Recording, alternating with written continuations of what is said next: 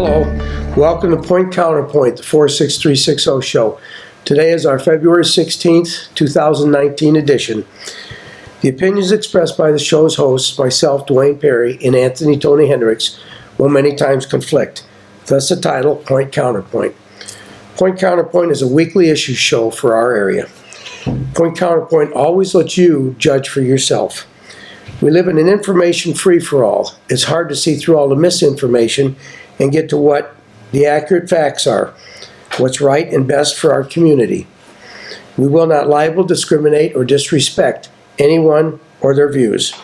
We believe in the constitutional First Amendment right of free speech, and we support anyone who voices their opinion as part of their duty to their community. This program brings you just that, an unedited, honest, candid discussion of issues. The producers of PointCounterpoint are solely responsible for the content of the show, but because we don't rehearse it, we take no responsibility for the opinions and statements made by our guests or for the information they gather from public sources. We would adhere to all applicable federal, state, and local regulations concerning limits of public speech and program content. The intent of the show is to thoroughly research current issues that affect our community, present the facts surrounding the issues, discuss the pros and cons, and then present to our viewing audience what we together or individually feel is the best solution for both the community and the public. PointCounterpoint, the 46360 show, is a property of its producers, Dwayne Perry and Anthony Tony Hendricks, and may not be rebroadcasted without the written permission of its producers. The producers take no responsibility for the opinions of others in the postings of comments in chat rooms, blogs, video logs, forum posts, or other media. We welcome and encourage ideas and suggestions for the show. We're getting more all the time. Thank you. We can be reached at 46360show@excite.com. Our shows will air on Comcast Cable Access and will be rebroadcast by us on YouTube under the label PointCounterpoint 46360 show. And all you have to do is search on YouTube 46360 show and it'll come up. Again, welcome to PointCounterpoint, the 46360 show, brought to you by Dwayne Perry and Anthony Tony Hendricks. We hope you enjoy the topics, the discussion, and the show. Well, let's get started. Tony, what do we have on our agenda for today? So usually we do a 5-week wrap-up. We'll do that at the end, something. But we got too much. Too much stuff. Too many things happening. Too many things. So we want to talk about the Army Corps released its prediction for the lake this year. The Howie Report, if anyone reads the Howie Report, he puts his article statewide, and the Northwest Indiana Times picks it up. Pretty neat on, that's what I'm looking at here. Look at the metrics to discern the true state of the Union. Since the President had the State of the Union, the Howie Report looks at the data and the facts behind it, and we know people get bored with that. And then we got two local issues. The next election is starting to take form. The final list of candidates are out, and there's some things going on. There's a feud, a little battle been going on Facebook between the mayor and two of the council members, Don Przyblinski and Candace Silvas, regarding the mayor's appointing himself to the Redevelopment Commission, and it expanded a little bit this week. The mayor attacked not only the council for their appointment of John Sheets and Pat Kowalski, who I think were excellent choices by the council, absolutely excellent, but he criticized those two individuals on their position on various issues with the Redevelopment Commission. And then I'd like to take a little bit of time as one of the masters of negativity. You're the master. We've been called. The master of negativity. It all started when the police chief gave his crime report for 2018, and I was at the council meeting. I asked him a couple questions based on information I got on a website that I shared with you, our viewing audience, the week before. They were conflicting. He didn't really give statistics, the same statistics in the same categories as the website did, but they were a reflection of each other, and I asked him for his comment. And the chief said that he was not going to debate me on law enforcement numbers. But then he said the next day, or a few days later, he was on Community Focus, and he made the comment that referred to Tony and I as being very preoccupied with negativity on the administration and what's going on in Michigan City and the internet in general. So I'd like to comment on that, and then I got a little surprise at the end, and I'm just going to wait and hit that. It's just a blurb, little blurb. So right. Why don't we go ahead and get started? So the lake elevation, there's a neat article that, and I usually keep up with the lake elevation from a perspective of water levels in the area in LaPorte County, but the United States Army Corps puts out a prediction. Pretty neat. You can look on it. South Bend Tribune had it, so we go to different papers, and South Bend Tribune had it, and they said Lake Michigan's going to be close to its nearest to its all-time high this summer, which is good for boaters, and it says bad for beachgoers. Because the beach was pretty small last year. It's going to be smaller this year, could be. They think it's going to rise up to almost close to the highest level, which was 86. They said 87, but you look at their chart and it says, and it shows it's really 86. But we know what happened in those years. One house fell in, if I remember correctly. Well, years ago, there were 2 houses in Beverly Shores that fell in. And after that, I'm talking early 70s. And after that, Beverly Shores put a moratorium on building on the lakeside of their lakefront drive. I don't think they call it Lakeshore Drive. I think it's lakefront, something like that. And since then, it was after that the National Lakeshore took over a major portion of Beverly Shores. And they, as part of their master plan, they demolished all of the houses on the lakefront, on the lakeside of their lakefront road, as well as many houses, beautiful single-level stucco ranches that I thought were very nice and would have been very nice living for a lot of people, but they tore them down. The only houses they left in place on the lakeside of Lakeshore Drive were the World's Fair houses that were the 1924 World's Fair, something like that. 24, 34 were after the World's Fair. It was innovations in construction or design. And after the World's Fair was over, the houses were all modular, so they disassembled them and barged them over to Michigan City area. At that time, Beverly Shores was in its infancy of development, and it was expected to be an extremely exclusive suburb, which it is just because of those houses. They're historical landmarks. Now, there's about 6 of them out there, 2 or 3 of them, 2 of them on the lakeside of Lakeshore Drive. Those are the only houses that exist anymore over there on the lake, right on the beach. But with the high water level now in Long Beach, the houses are close enough, and those houses have septic systems. They're not on a municipal sewer system, so high lake water can cause problems. Yes, very much so. National Lakeshore this week was the converted President Trump signed. It's now a national park. Yeah. And I want to bring that up because there's a picture in the News Dispatch that showed the national parks, and Mount Baldy is now a national park.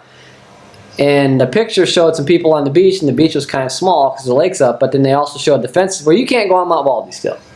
Yeah, still closed. I still think that's a travesty that we still can't enjoy Mount Baldy. We could fix that. We got a plan. Yep. So lake elevation is going to be way up. Could be, we got a lot of snow and a lot of creep and runoff, and Lake Michigan, we might see the highest ever, maybe, Yep.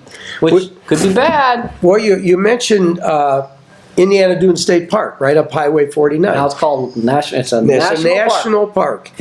I don't see that simply because there aren't enough amenities. In my opinion, there are not. It's a very nice beach, and it's got a very old beach bathhouse right on the beach. Well, they're renovating that. That's renovating it. But for an example, I've been down to Turkey Run State Park. You've probably been there. Very nice. Got a lodge. Got a restaurant. It's got trails. But And it's got every bit, it's got every bit as much as Indiana Dune State Park, if not more, Turkey Run. But it's not a national park. I got one for you. What about this scenario? You know that they've been fighting in Porter County for the last several years because there's a group that wants to commercialize Dune State Park and turn the bathhouse into a full-service facility with bar, restaurant. Privatized. They want to privatize it. And it's really a hot topic over there. And when I saw that, and I was thinking, you know, it really doesn't have all the features that a national park should have. Maybe that was a move by one of the parties to prevent the privatizing. Could be, because I did see, off topic, was Senator Tallien introduced a bill downstate to define what is acceptable use on the beaches. Yeah. Because we have the state Supreme Court ruled we own the beaches, the U.S. Supreme Court ruled that they're not going to change it. Now they're still up for discussion whether they're going to revisit the issue. That comes up here shortly, whether the Supreme Court accepts it or not. So the state is wisely saying, you know, what can you do on our public beaches since now the courts say Indiana owns the public beaches? Yeah. What can you do? Throw a frisbee, sit, suntan, swim, build sandcastles, throw a football. If you don't know, the reason that came about was Judge Alavizos made the ruling that the property owners did not have the right to deny people the beach. And I have mixed emotions about that, which is unimportant. How I feel is unimportant. I feel if you can afford $1 million, $1.5 million home on the lakeside of Lakeshore Drive, you should have your own beach. I'm sorry, that kind of money. But anyway, when Judge Alavizos ruled in favor of the people that want to have access to the beach, the Long Beach entity that was fighting it didn't give up. They appealed. It went to the state Supreme Court. They upheld Judge Alavizos' decision, and it went on. Now it's been It went to state Supreme Court, and excuse me, Dan. I'm doing our TV show. I'll call you back. it went to state Supreme Court, and it turn your ringer off. Yeah. And they said, okay, it's ours, and they went to the next court, which was, I believe, a federal court, and then they tried to go to the Supreme Court because it's the Great Lakes, and they said, yeah, we're not going to jump into that. You own to the high water mark, wherever that may be. But then what the Long Beach entity did was they had their legal team research it at what the condition was in all of the other states that have beachfront on the Great Lakes. Right. Michigan, Ohio, Illinois, Wisconsin, Minnesota doesn't. So it's basically those are your Great Lakes states. And they said that those requirements, those guidelines need to be reflected in Indiana. And the Supreme Court said, well, no, each state will decide their own and that's it. Right. And I think that was what motivated Senator Tallien's. So Senator Tallien put a bill in motion that says, what are we going to do on the beach since we don't want to have what you call a patch quilt of laws of people doing things on the beach? What is allowed? Are bonfires allowed on the beach? Is drinking allowed on the beach? Are glass allowed on the beach? Are dogs allowed on the beach? Everything is kind of separate. So you don't, like in Michigan City, you could go right here from Michigan City, you could cross over to Long Beach pretty quick. Yeah. And then you don't know what Long Beach's rules are. You can walk from Michigan City all the way out to Stop 31. Right, and then, gosh, you're in Long Beach. So, well, what are their rules? And Stop 31 is where it transitions from Long Beach to Duneland Beach. So we'll see what that ends. I didn't really read it. I just saw the article, read it a little bit. I guess, if I didn't tell you, but when I'm coming over, I'm thinking, we tell people to go on the internet and research this stuff. Mm-hmm. So I think we need to do a little bit of insider view on how you do research on the internet. And a lot of people, I know some people my dad's age who are concerned about going on the internet, and you should be. There's some bad stuff out there. Well, how do you know what you click on and what you don't click on? The kids now call it clickbait. They call it clickbait. They put a headline out there, and then you click on it, and it's some garbage or some sponsorship ad, just garbage. They're baiting you into clicking on that, and there's a lot of clickbait. So a lot of people, rightfully so, are scared to go on the internet. So if you go on Google or Yahoo or MSN or whatever, the front page you get your stories. there's stuff on there, and I guess we need to tell viewers, for those who don't, you got to be careful what you click on because it's easy to see. So you see a headline, and then usually underneath it says, where it's coming from. And like if you go to Yahoo, it says this is sponsored content, so it's probably clickbait. So don't click on that. That's just somebody's paying Yahoo to put that on there. They're trying to get you to click on it. They'll put anything in there to make you click on it and go to their little. And it's on all different websites. I've stumbled a couple times on it when I've been looking for directions, and I'll Google MapQuest. Yeah. And it'll bring up a whole list of them, and the top one might even have MapQuest in the wording, but you've got to read the website because it's not MapQuest. It's a competitor. Yeah, don't just look full at the of advertisements too. Yeah, don't look at the headline. Look at because right on the headline they have the website, and then they have like a little blurb of what it is. So you got to really pay attention. And every site does it. It's not one or the other. Everyone's trying to get ad revenue, so they got to pay to keep their website up. You just have to be careful on what you're clicking in. Yes, it can be dangerous. It's very annoying because even your steady eddies like Yahoo. Yep.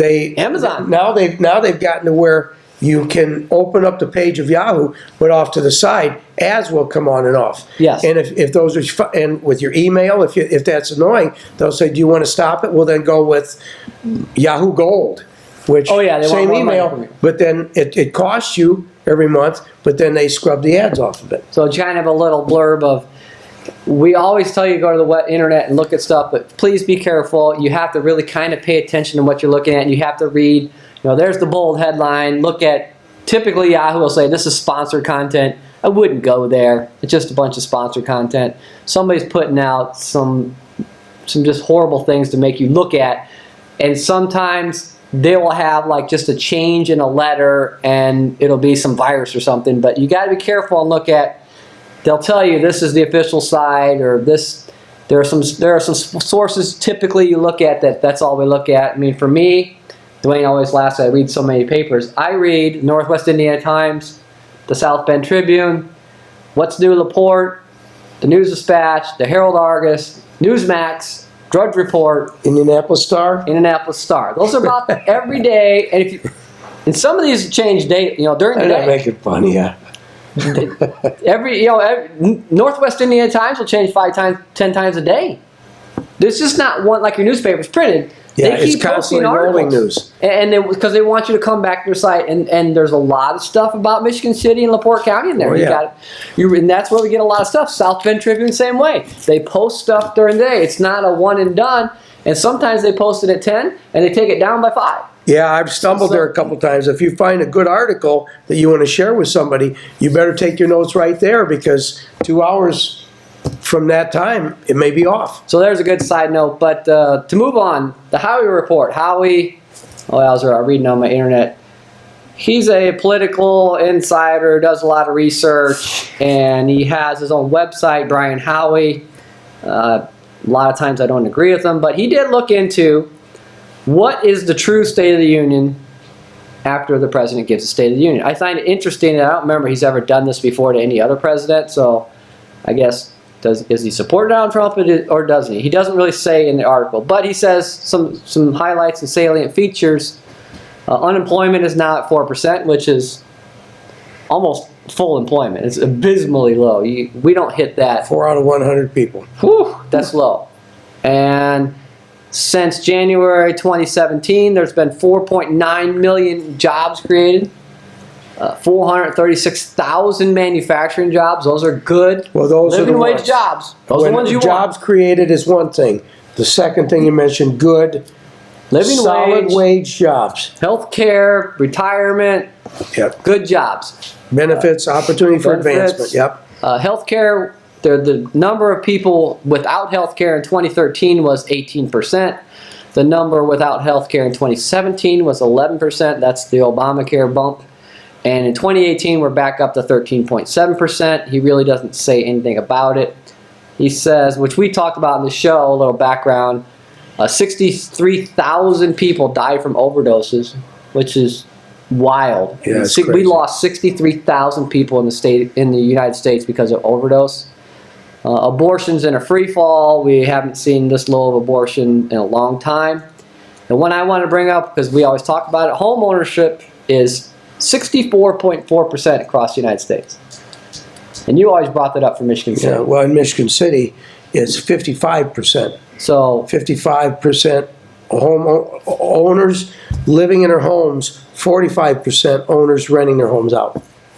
yeah, so that's Not good. that's very bad. That's So- a very transient, the indication of a transient society.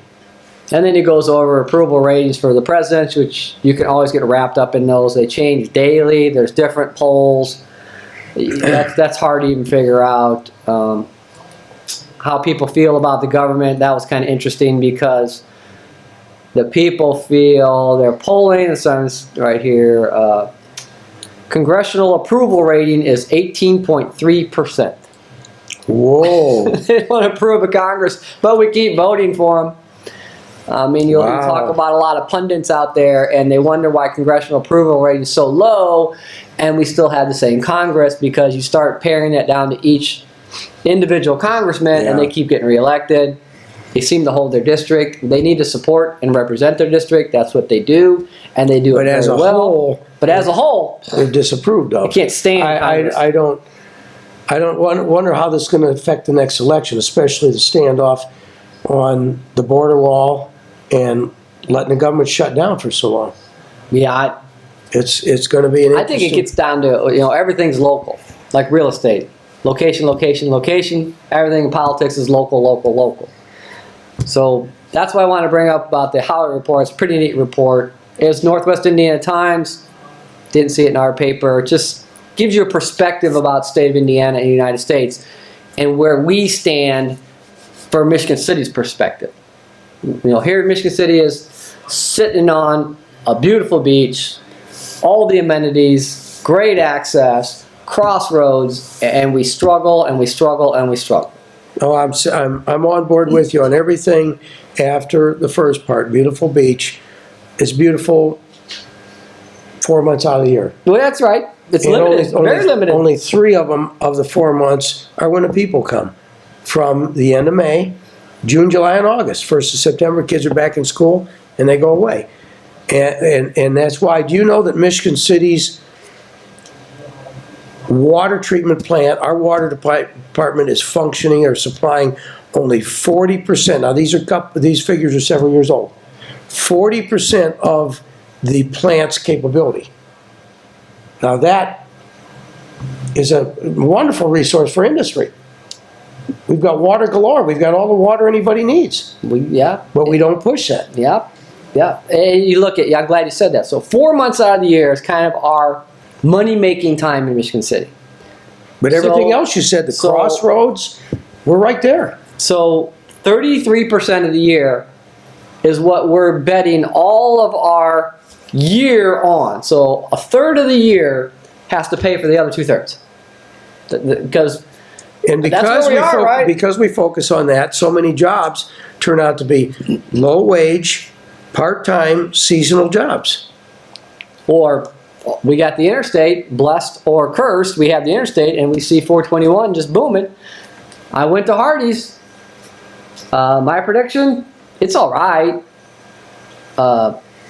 Wasn't bad. I mean, we had Hardee's before. We had Hardee's and Burger Chef before, so it wasn't that busy. They're We had trying to Hardee's and finish. Popeyes before. We've had a Burger Chef and then turned into Hardee's, and then we had a Popeyes. Well, the Burger Chef was further. Oh, it was on Burger the boulevard. Chef. Burger Chef. Yeah, on well, the Burger boulevard. Chef evolved into Hardee's. Involved in the At Hardee's. one time, Google it, you'll find it interesting. Burger Chef was the first really successful charbroiled hamburger joint. It was headquartered in Indianapolis, and there were hundreds of them around the nation. And then all of a sudden, they decreased the number and rolled over to Hardee's. So a little trivia. When I was at Purdue, we had classes, and you met with Fortune 500 people, and the CEO of Hardee's came on campus. We had lunch with him, and he had just pulled off the biggest coup in his whole career, because if you remember, Monday Night Football had Hank Williams singing that song, right? Yeah. Monday Night Football. Well, he thought, from a Hardee's perspective, that'd be great to have that song as their ad campaign. So he talked to Hank Williams. He says, "Yeah, you can buy the song." The NFL didn't sign any contract to stop me from selling it. So he bought that song, and the NFL had to change the song because he put that song in the Hardee's commercial. That's a good Hank one. Williams said, "Hey, First come, first serve. first, you pay me money. I need some money." So Hardee's bought it, and if you recall, that song quickly went away on the NFL because Hardee's put it on their commercial.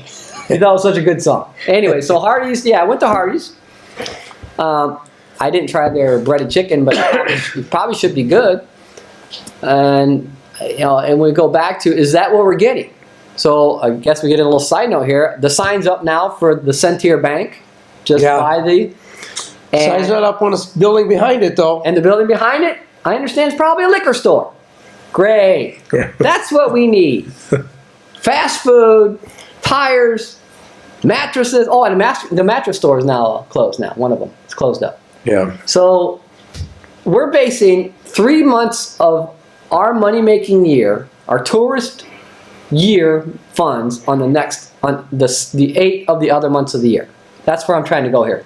So is this all we can expect? See, this Popeyes, a Hardee's, this is tires, what mattresses. This is what Tony and I referred to as being negative on, but we both want the best for Michigan City, and the best is a good job with benefits, health care, with opportunity for advancement, and opportunity for retirement if you're lucky enough to make it a career job.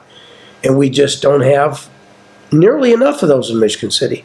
And that's why we keep broaching that subject, because when LaPorte has huge employers, Howmet, Alcoa Aeronautical, which is now what, Alcon? Is something like that, but huge, enormous. Arconic. They got YagerTech, and they've got Boss Industries, Renault. Man, they just, manufacturing is rampant on their east side, just huge. And Michigan City is so much more advantageously located for ground transportation. If you build a product, if you make a product that goes to its destination, wherever it's at over the ground, you can't find a better location than Michigan City. We're approximately the same distance from the toll road as LaPorte is to go east and west, to go east. But as far as west, south, north to Wisconsin, Minnesota, those states out there, south, southern Illinois, Missouri, we're at a hub. We're at the hub of the wheel. The spokes all go out from us. And yet we focus in on leisure, call it the leisure industry, restaurants, retail stores. Discretionary industry, pretty much. Yeah. And so it's tough. It's tough to look at the real issue. I mean, what's our focus?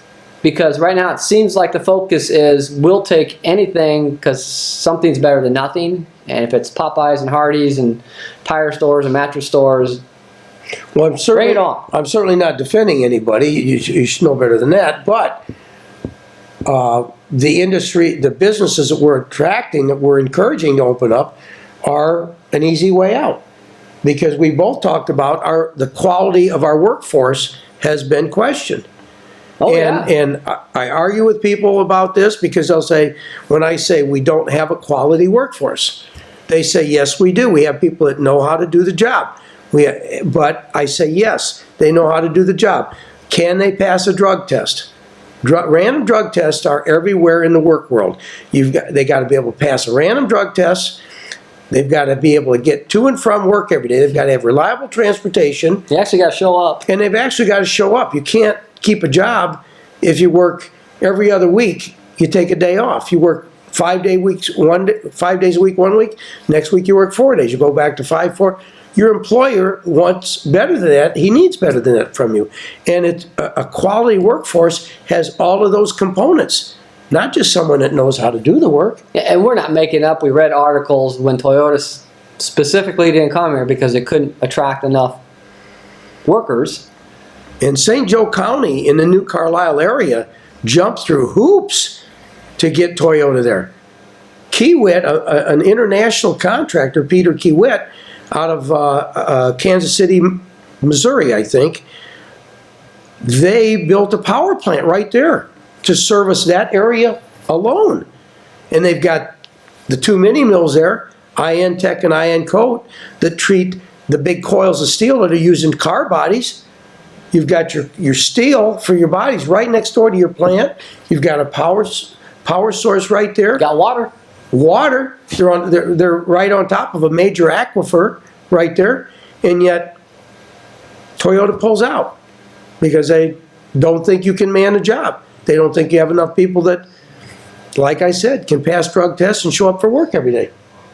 And until we get that under control, until we get people that commit, that I'd rather have a lot of money than have an occasional toke or whatever it is, then we're going to stay right where we're at. Yeah, so can I switch gears and add a topic to you? Sure. You didn't see this. Northwest Indiana Times, yesterday I think, put out an article. It's great. There's a consumer advocate group that's recommending against the NIPSCO rate hike. And see, rebuttal testimony is due March 15th. Evidentiary hearing is scheduled on April 16th by the IURC, Indiana Utility Regulatory Commission. But they did a pretty good job. I'm trying to think here. The Indiana Office of Utility Consumer Counselor filed testimony Wednesday with the Indiana Utility Regulatory Commission. That's kind of confusing. That the rates are going to increase an average per customer $11 per month. That's what, you know, we brought that here before.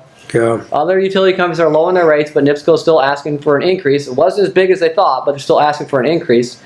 But this is really neat. The Indiana Office of Utility Consumer Counselor said that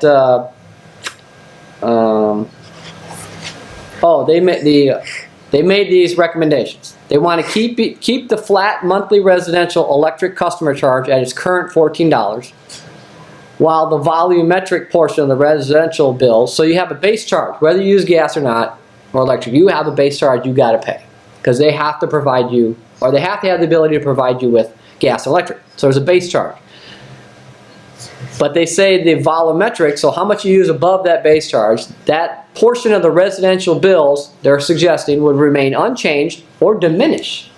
Like the rest of the state, or the rest of the country, they're diminishing them with the big Republican Trump tax cut.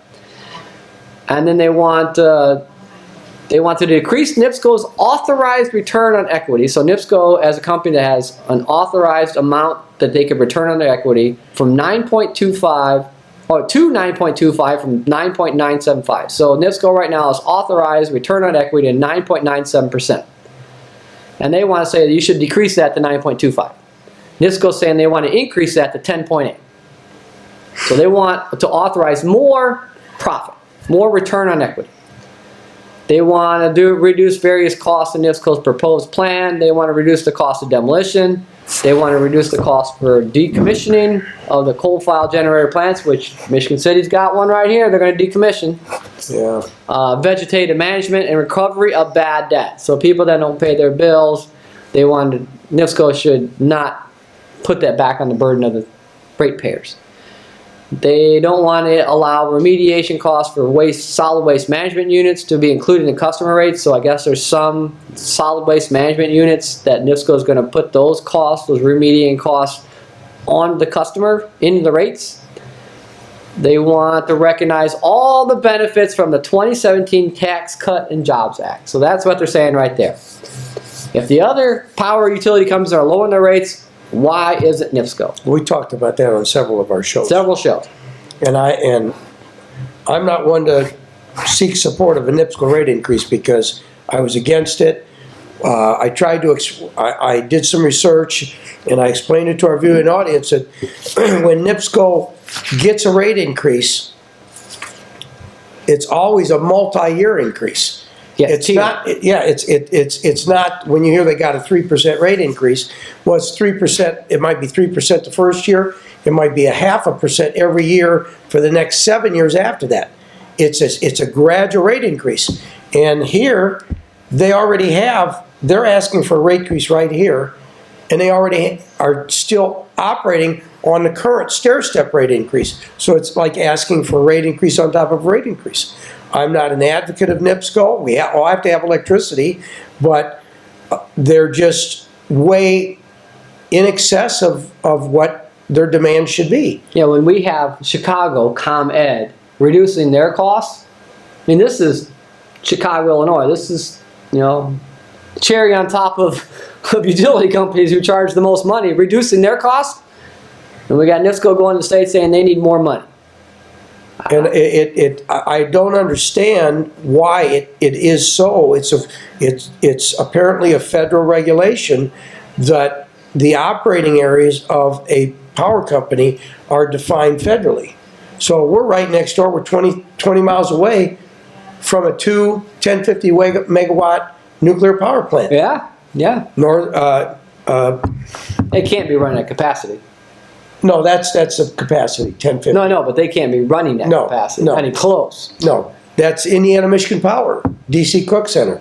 We're 20 miles away, but yet I have looked into whether or not Michigan City could opt out of the NIPSCO district and negotiate with Indiana Michigan Power. I was told it can't be done because it's mandated federally what the operating zones are, which I think is wrong. We're a prisoner where there's nothing we can appeal these rates, but there's nothing we can do. And look up NiSource on the internet. Just cruise around it. Look what their top execs make. $8-9 million a year. Look at their board members make. Oh, well, yeah, board members, yeah. And it's not that they're short on industry. The center of the steel industry is just to the west of us. They've got everything to the state line. They've got BP, an enormous power user. They've got industrial clients, industrial customers to pay the bulk of the bills. Well, that's what they're saying. They don't want the residential people and the commercial people to pay what they need to provide the industrial people. If the industrial people need more energy, they need to pay. Shouldn't be putting that in the back of the residential or commercial people. That's part of this. It's really confusing because it's the Indiana Office of Utility Consumer Counselor is going to the Indiana Utility Consumer Commission. So they sound kind of the same, but they're not. One's fighting for lower rates. One just approves whether the rate increases happens or whether they decrease the rate. But that was Northwest Indiana Times again. Well, I think industry needs to carry more of the load. Yeah, if they're What did you see on, I think it was Yahoo today? Amazon, second year, $1.2 billion. $11.2 billion in interest. And they didn't pay any taxes on that. Yeah, I saw that and I want to look into it because that makes a great headline. And this is anything about the internet, right? Makes a great headline. $11.2 million in profit, doesn't pay anything in tax. Now, if you probably look through their tax, they pay payroll tax, they pay Social Security tax, they pay state tax, they pay federal tax. Every employer does. All the way through that. So it's not really they're not paying taxes. It's at the end of the year they paid so many taxes, there's no more taxes. But they did make $11.2 billion. So I've always wanted to look at what do they pay all the way through the year. So at the end of the year, they say, I got this many profits, but I paid so much taxes during the year that I won't have any taxes, there won't be anything owed on my tax bill. Have they paid so much in taxes during the year? Because they pay everything everyone else does. Social Security, state tax, federal tax, on their paychecks, they pay all that. They pay their taxes on their equipment. They pay taxes on their services. They collect all the taxes for the state now. All those sales tax go through them. So I think that's a disingenuous headline that, yes, they made $11.2 billion, and when the final number came down their tax form, it said 0. But you didn't look up the tax form and see all the taxes they paid to get to 0. So they don't owe any more. I haven't looked that up yet, but that's my perception. They can make quarterly tax payments. And I'm sure they make quarterly tax payments. We have it taken out of our paycheck every time we get a paycheck. Or if you're a privately owned business, which you are, you can pay quarterly taxes so that at the end of the year. If you don't, you get dinged. So they probably pay those every quarter, and then somebody picks up the form and says, "Hey, Amazon made $11.2 billion in profit." And they go to the bottom and it says they paid 0 taxes. Well, that's not really the true story. I hope it wasn't that irresponsible a reporting. Because that's a great headline. Oh, yeah. oh man, they let 11.2 billion and paid no taxes. I mean, it's not possible.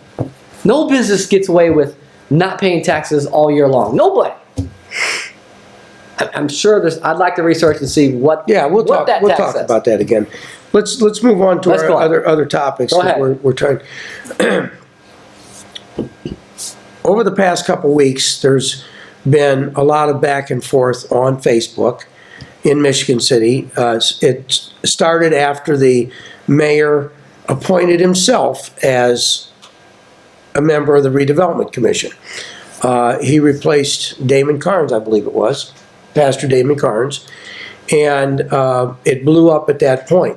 That the feeling on Facebook expressed by Second Ward Council member, Councilwoman Candace Silvas, that the mayor had no business doing that. It's not a role that he should have. And then the mayor pushed back, and there was a lot of back and forth about it. Most of the comments left on Facebook were in agreement with Ms. Carnes' postings. Silvis? Yeah, Candace Silvas. Yeah, he said Carnes. Oh, I'm sorry, Candace Silvas. And it's continued. Now, the most recent, I posted several times that I agreed with it. I made a comment the mayor he's not qualified to be involved in economic development. He doesn't have the background or the education. But that was just my own position. But it's blossomed and fired up a little bit more because the council made two new appointments that I was really excited about. Two really quality people, John Sheets, owner of 3 Sheets Bar and Grill, and Pat Kowalski, who used to own the clubhouse out there in 20. And I know these guys are very level-headed. They're Michigan Cityans. They run businesses. They run businesses. They know the city.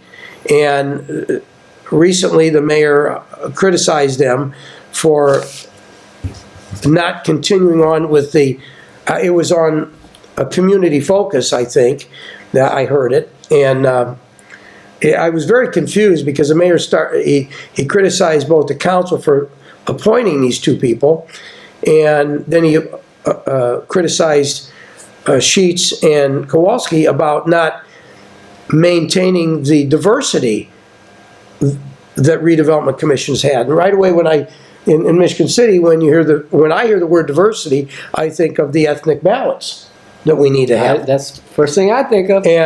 But then he said that he didn't like the decisions that they were making, and I thought, well, So they don't play ball. They don't play ball. They don't march to the beat of his drum, and well, not really his drum. It's Craig Phillips's drum, because the mayor pretty much lets Phillips develop whatever he sees fit and however he sees fit to develop it. And then he went back to the diversity and he said, well, the mayor said in the paper that Phillips is the franchise quarterback. Okay, go ahead. we could talk about that a while. So was Jay Cutler. Anyways. Yeah, and then he went back to the diversity, saying that when he criticized the council, he said in their appointments they didn't maintain the diversity that the commission had. Previously they had a female and a black male on the counts, and I'm thinking, wait a minute, he just a minute ago he's kind of went back and forth on using the description of diversity. But nonetheless, he criticized these guys, and I fully support him, and I think it's wrong. I'm going to go to a specific here. The latest project I've heard is ongoing is, well, we heard about it for a while, a roundabout down by the lakefront on the north side of the bridge, which I think has not been thought out. I think it's going to cause traffic problems with big trailers that do go there, bringing supplies and boats in and out of the harbor. That's a good point. And it just affects negatively the ambiance, the image of our zoo, of our park. It's always been a place that was easy to get around. When you went down there, it just had a really nice, comfortable appearance. Well, I'm going to talk specifically about the new parking lot that they put in right by the old yacht club. Yeah, I haven't been down yet. It's in there? It's in Yeah, it's all took the yard out. asphalt and Yeah. curbs. Grass is all gone. It was a grassy area, and I don't know what Mr. Phillips' idea of progress is, but it's not new buildings. It's not asphalt parking lots and curbs. When the administration tore down Eastport School, the reason that we were given was the building was 35 years old, or so, in the 30s something years old, and it was worn out. We needed a new building, and I was president of the council at that time, and I just, to try to put things in perspective, at the end of a council meeting, I said everyone who goes in to pay their water bill this week should wish the water department happy birthday. The building that they operate out of, our water department building, this month is 100 years old. It's a beautifully well-maintained old building. You better tear that down. Yeah. It's old. Michigan City's always been kind of bad on that, tearing down every structure that was on the Pullman Standard property from the Pullman Works, that we had restaurants and clothing stores and very nice ambiance, to the last structure, the Pullman Standard office building. Yeah. That would have made a really quality retirement living place. Well, you get rid of character. I was trying to think of the singer in the 70s. Joan Baez. He paid Paradise, put up a parking lot. Yeah, oh, Joni Mitchell. Joni Mitchell. Yeah. Joni Mitchell. And when I drove down and I saw this, I thought, you know, when we used to have events down, I guess now that boat show's been canceled, but when we used to have events down, in particular the boat show, that area was all parking. And you put up with it for a weekend to support the boat show. But then when there was no activity down there, you had beautiful rolling lawns and benches, which now we have an asphalt parking lot to look at. And the latest thing is, well, now we've got another new park in town. It's the dog poop park. The park at the, I'm sorry for being so cynical. That's right. But it's a park. It's the open air park that we demolished 30,000 square feet of potential condominiums. Oh, on Franklin. On Franklin and 7th Street. And the buildings were torn down, a lot was cleared, and then it sat there for 2 years, and now the people that do live in the downtown area, they have their dogs, take their dogs there, and they let them do their thing, and then they don't clean it up. So Mr. Phillips had to go before the redevelopment commission last week, ask him to ante up $500 to get all the dog poop cleaned up, you know? This stuff just doesn't flow like it should. Well, I told you to bring in the doggy bags from the LaPorte County MS4 district, yeah. because they hand out free doggy litter bags to take care of all that. But I guess you can't bring them here because Michigan City opted out of that group, and they don't want to be partnered with them anymore. Now, on the mayor and the redevelopment, this is our point-counterpoint here. I don't know if he's the best candidate for it, but I don't take offense to him putting himself on there, because now he's, well, the buck stops there. Well, the buck he's the guy. He's the guy on the buck stops there, but he's already got that vote, because the mayor has 3 appointees, the council has 2. If the mayor's appointees don't follow the mayor's train of thought, he's going to replace now it. they don't have to have a train of thought. So now he physically says, this is it. This is where I'm going. He's on the development. He's on the record. The buck stops at his desk. Or he can always go to the redevelopment commission meeting and speak out. He could. He can go to any meeting he wants. No, I agree. You should have more diversity on the mayor belongs bringing business entities into Michigan City. That's when you brought not at redevelopment. Yeah, when you brought that up and you said, he said that he wanted more diversity because the council's appointee, but your actions speak louder than your words. You want more diversity, but you put yourself on it. So Yeah. I mean, you can't.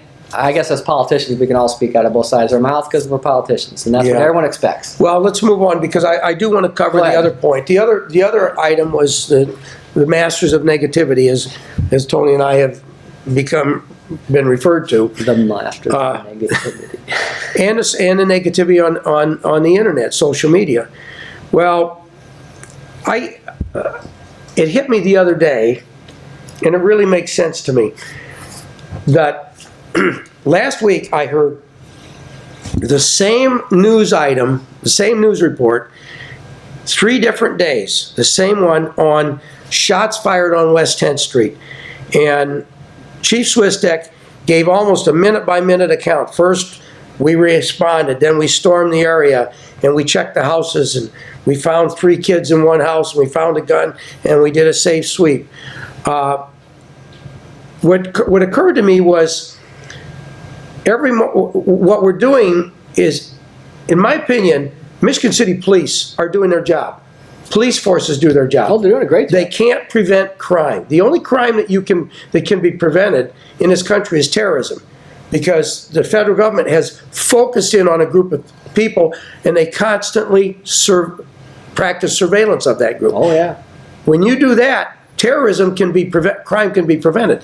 Any other crime, whether it's violent crime, murder, rape, assault, or property crime, burglary, theft, auto theft, whatever, those are crimes that are spontaneously planned, so to speak. Most of them are crimes of opportunity. Crimes of opportunity. You can't prevent those. The police department, their job, in my opinion, is to react to a crime, catch the criminals, and get them prosecuted.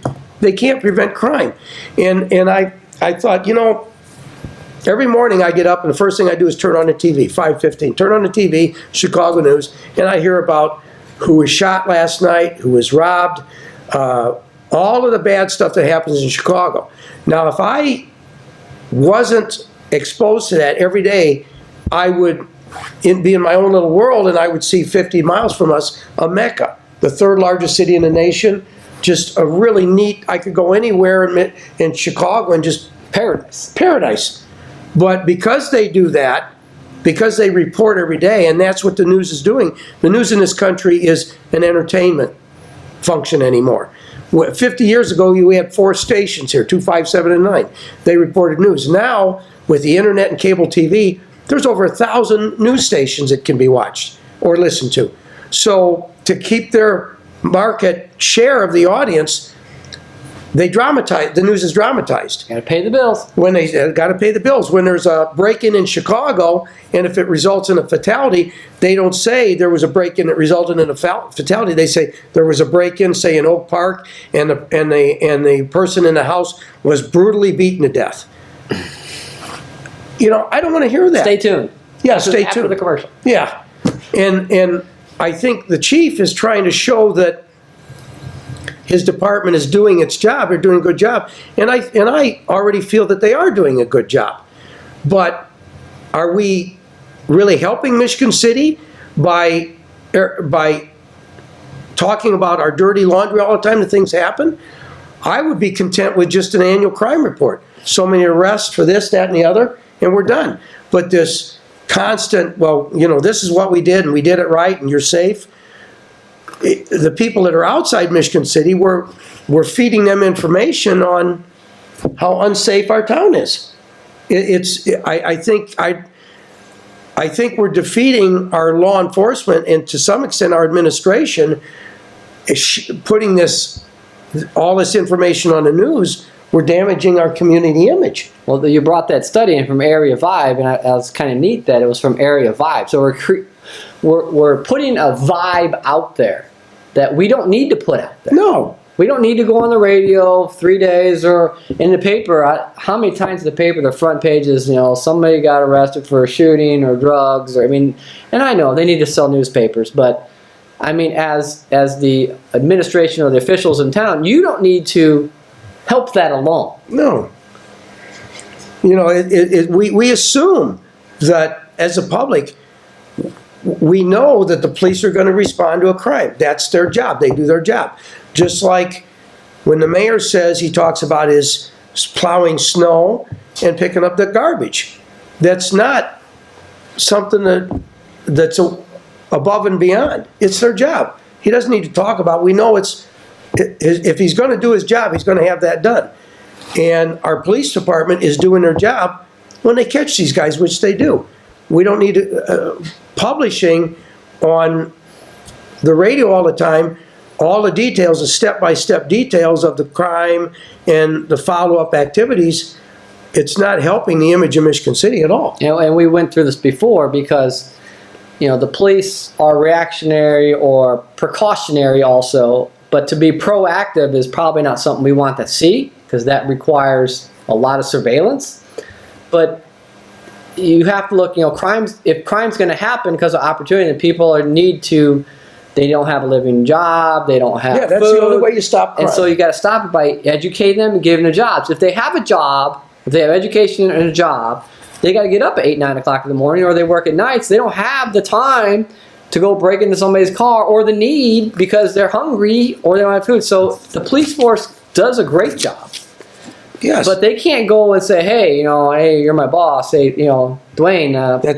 You hit the nail on the head. The only way to stop crime is through jobs, education, prosperity, those things. You and bring that that to a leadership community. comes from the top. Yeah. You can't go to your boss and say, Dwayne, I'm doing my best here and I'm trying to keep crime down, but you're not giving these people any jobs or education. I need some help. I can't.